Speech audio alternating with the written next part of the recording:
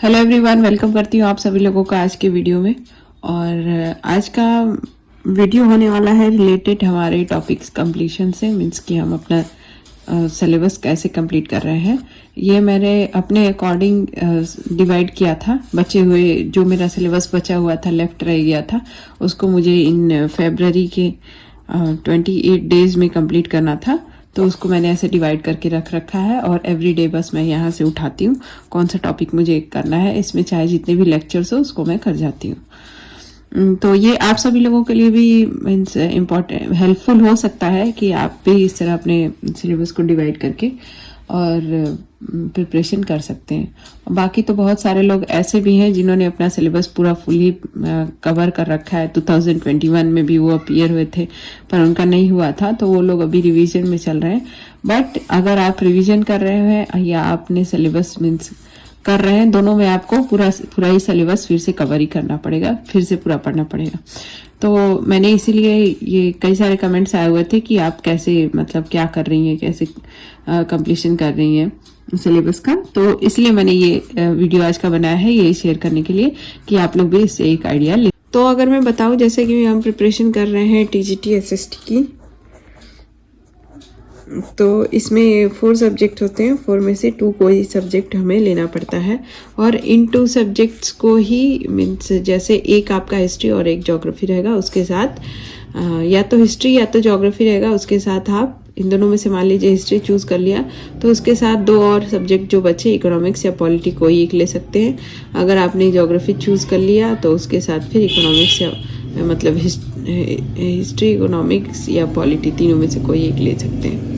ठीक है, तो ऐसे सब्जेक्ट कॉम्बिनेशन अपना जो भी बैचलर्स में रहा होगा उसको देख के आप लोग डिसाइड कर ही चुके होंगे फॉर्म फिल करते समय के बाद ही, क्योंकि ये अभी का फॉर्म है नहीं तो सभी ने ऑलरेडी डिसाइड कर लिया होगा। तो अब मैं ये आपको देखिए, मैंने जैसे कि ये डेट्स डिवाइड कर रखी हैं। मैंने इसमें से बहुत सारी चीज़ें पहले मतलब ये बचे हुए टॉपिक्स हैं और सिलेबस तो काफ़ी लंबा है, तो वो मैंने पहले कंप्लीट सिलेबस का पेपर भी आपको दिखाती हूँ।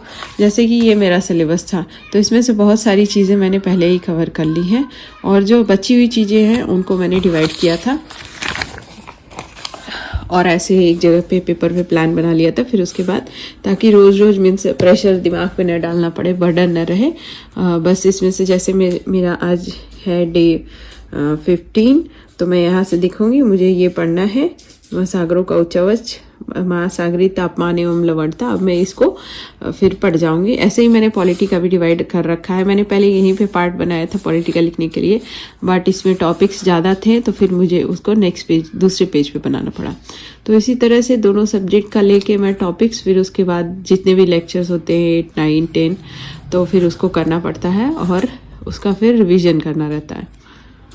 और देखिए हमारे सबकी लाइफ में मतलब कुछ ना कुछ प्रॉब्लम्स रहती हैं। जैसे मैं अभी कल रात को मैं पढ़ रही थी तो फिर मतलब पढ़ते पढ़ते कल मैं जल्दी सो गई थी। 12:48 पे ही मतलब 1 बजे से पहले ही रात को सो गई थी, जबकि मैं लेट नाइट थोड़ा पढ़ती हूँ। फिर उसके बाद मेरे बेबी की थोड़ी तबीयत ख़राब हो गई तो फिर मुझे सुबह जल्दी उठना पड़ा।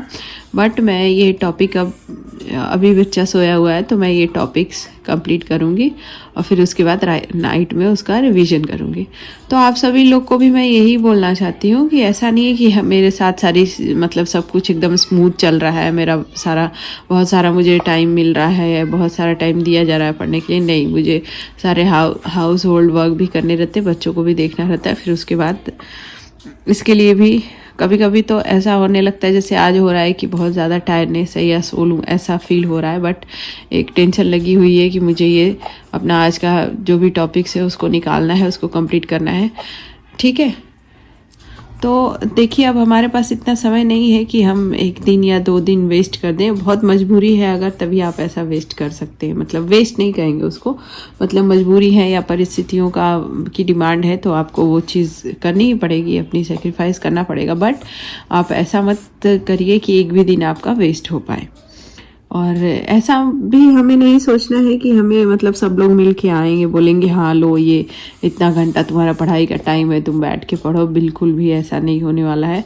आपको एग्ज़ाम खुद निकालना है तो आपको प्रिपरेशन खुद करनी पड़ेगी, आपको अपना टाइम खुद से मैनेज करना पड़ेगा, सब कुछ आपको करना है। कोई आपके पीछे मीन्स एक आध ही लोग होंगे जो कि सपोर्टिंग होंगे, और बाकी तो सबको क्या ही मतलब है। आप निकालिए एग्ज़ाम मत निकालिए, किसी को उससे कुछ फ़र्क पड़ने वाला नहीं है।